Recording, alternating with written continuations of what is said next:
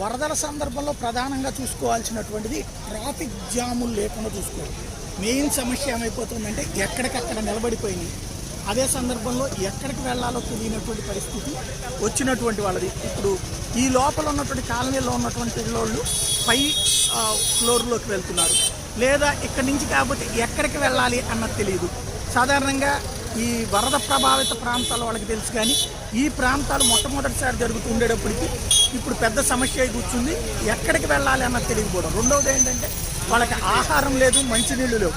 ఈ తీసుకొస్తున్నటువంటి ట్రాక్టర్లు ఇవన్నీ కూడా ట్రాక్టర్లు వెళ్ళగలిగిన ప్రాంతం వరకే వెళ్తుంది.